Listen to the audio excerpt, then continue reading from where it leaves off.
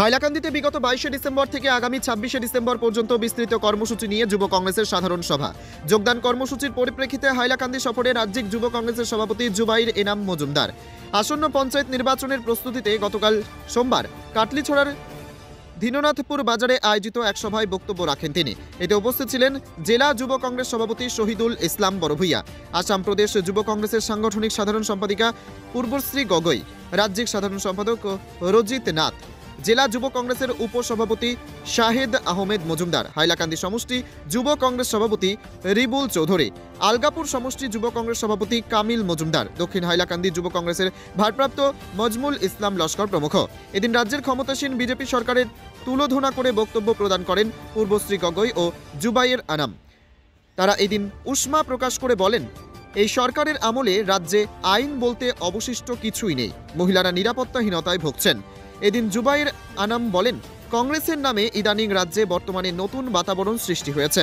যুবারা যেভাবে কংগ্রেসের ছায়াতলে আসছে, এদিন খুব দূরে নয় কংগ্রেস রাজ্য ও কেন্দ্রে ক্ষমতায় ফিরবে। এদিন দীননাথপুরের সভায় উপস্থিত ছিলেন শাহাবাদ জামিরা জেলা পরিষদের 2 কংগ্রেস টিকেটের দাবিদার মান্না খান ও নুরুল ইসলাম তালুকদার, বিশিষ্ট সমাজসেবী ও আপিন দীননাথপুর জিপির আঞ্চলিক পঞ্চায়েতের প্রার্থী আব্বাস উদ্দিন চৌধুরী ও আছাদ উল্লাহ বড়ভূইয়া, হাইলাকান্দির যুব কংগ্রেসের সাধারণ সম্পাদক আকবর বড়ভূইয়া, লালা ব্লক কংগ্রেসের সাধারণ সম্পাদক জিয়াব উদ্দিন বড়ভূইয়া, রংপুর রামচন্দ্রী মণ্ডলের সভাপতি নাসির উদ্দিন চৌধুরী সহ অন্যান্যরা।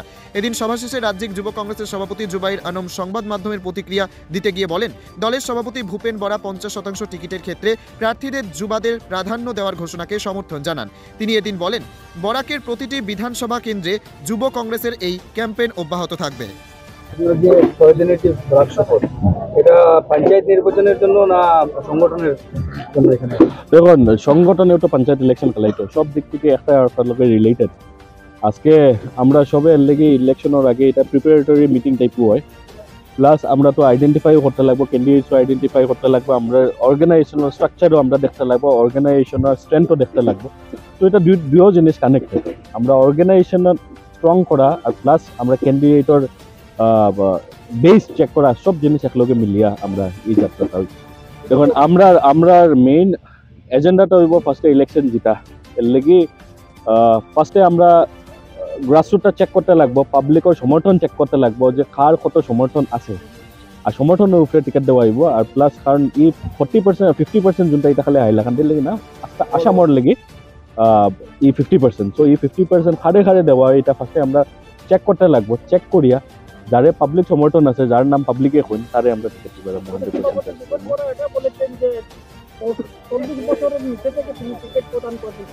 50%, ইয়েস। এটা প্রপোজাল ইউথ কংগ্রেসে লইছিল, পিএসসি মিটিং ও ইউথ কংগ্রেসে, আমি ইউথ কংগ্রেসের প্রেসিডেন্টকে এই প্রপোজালটা আমি দিছিলাম।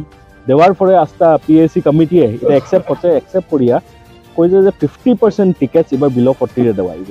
কারণ ইউথ কিন্তু দেখা যাচ্ছে, কিন্তু আপনাদের এই যে হাইলাকান্দি রংপুর রামচন্দ্রী মাইচানপুর বলুন না, জামিরা শাহবাজ জামিরাতে বলুন, কিন্তু পুলিশের বয়স উর্ধ হবে ওনাদের প্রার্থিত এই বয়সটা, এই ব্যাপারে আপনি কি বলেন? এই 40% এটা 50% যেটা, এই 50 আস্তা আসামর লাগি, খালি হাইলাকান্দির লাগি না। তো এর লাগি সব মিলাইয়া হতে লাগে, চাইতে লাগবে।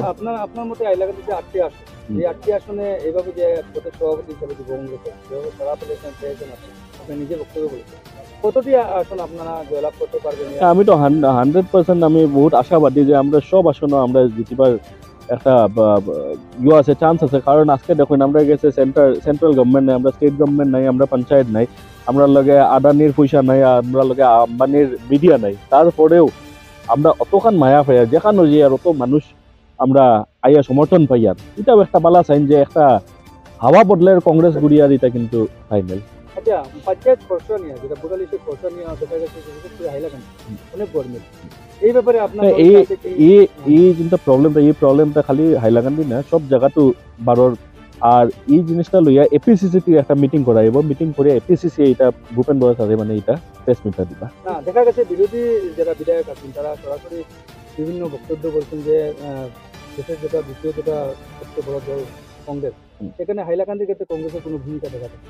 বিগত দিনে বোঝা যায় পুরো আসাম থেকে শুরু করে পুরা করতে চায়, কংগ্রেসের যে ভূমিকা সেটা নিয়ে ওরা উদাসীন। এই ব্যাপারে আপনি কি? আজকে দেখুন, আমি ইউথ কংগ্রেসের প্রেসিডেন্ট। ঠিক আছে, আমি ইউথ কংগ্রেসের প্রেসিডেন্ট, আমি খালি একলা আমি আইতে 60 উপরে গাড়ি আইয়া আমার রিসিভ করছে, জায়গায় জায়গায় অত মানুষে আমার রিসিভ করছে। আর আমি আবার ইউথ কংগ্রেসের প্রেসিডেন্ট, আমি অত বড় মানুষও না। যখন ভূপেন বরা স্যার আইবা, যখন গৌরব গগৈ আহিবা, যখন রকিবুল হোসেন স্যার আইবা, এখন অ্যাকচুয়াল বিজেপি তারপরে কিতা কয় দেখা দিব। প্রেসিডেন্ট, আপনার কাছে একটা প্রশ্ন, যে আপনারা জি। আফগাপুর কাটলিচড়া এই সমষ্টিতে ক্যাম্পেইনিং করছেন, হাইলাকান্দি একটি হাইলাকান্দি সমষ্টিতে কয়টি ক্যাম্পেইন করছেন?